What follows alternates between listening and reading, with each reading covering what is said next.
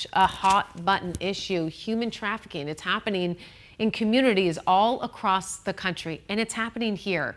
Experts say technology is often the tool that traffickers use to target and groom victims. So we've got Maggie here from the Deputy County Attorney with the Maricopa County Attorney's Office Sex Crimes Bureau, which actually is a new thing that they have dedicated, what, within the last year or so? Having a dedicated trafficking prosecutor has been within the last year and a half. Sex crimes unit has been around for a little while. So to have someone dedicated to trafficking, how prevalent is this here in Arizona? The trafficking issue in Arizona is very prevalent, whether it's online or whether it's the street prostitution like one thinks of along 27th Avenue, which is called the Blade. Tell us what happens here. What are the signs that we need to be looking out for? What exactly is human trafficking and what happens? Sure. So a lot of the signs begin online. Yeah. That's where a lot of the recruitment happens. They'll find a profile online on social media, and that's where they start recruiting. They can groom kids, and it can happen with young women, it can happen with young men, girls, boys, it doesn't really matter the age. They groom them, they find something to exploit, a sadness in their life, exploit that, and then they've got them under their control. And then what happens from there?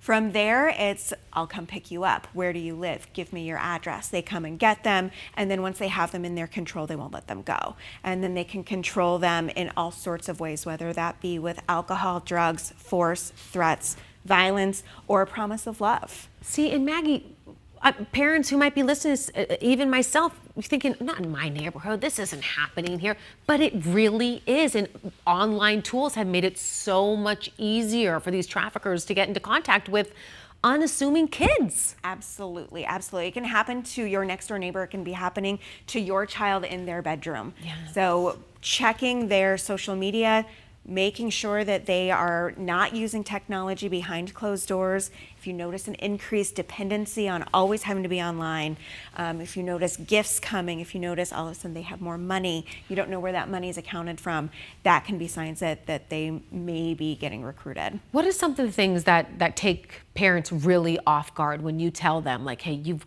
got to be on the lookout for this? Just that it can happen to absolutely anybody. Yeah. And it happens incredibly fast, incredibly fast, where they just see a profile online. And again, I've seen cases where they out the door are saying, hey, do you want to make some money? I've got a great way you can make some money.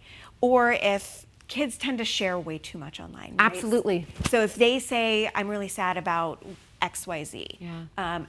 A would-be predator or trafficker will see that and try to exploit that and say, let me make you feel better about your dad moving out. There was one thing that you could have every parent, grandparent, whoever it is, guardian, do today to help fight human trafficking, especially online, because you said it could be happening in your own home, you don't even know it. What would you want that to be? Check the phone constantly. Yes. Constantly. If you're gonna give your child a phone that has access to the internet, you have to be checking it all the time. Tell them it's not their phone. Right. Tell them it's my phone, I'm letting you use it, and no electronics behind closed doors. Kids are smart, they're gonna delete things, they're gonna know, mom checks it every night, I'll just delete it before then. Check it at random moments. Say, you're not taking your phone to school today. I'm gonna look through it today. I'm going to see who's texting you. Have those software applications on that alert you. So your job, I mean, you really have to let people know what's happening, the reality of where we live and kind of the scary ins and outs of things that happen. Where can people go to get more information, to learn more about what you do? Certainly. So they can always go to Maricopa County Attorney's website. There's a lot of videos and talking points on our website. Mm-hmm. There's also the website for the National Center for Missing and Exploited Children is a great resource as well. Thank you so much for your time. Absolutely. We need to have more conversations like this. So Absolutely. Thank you. All right, we're going to be back.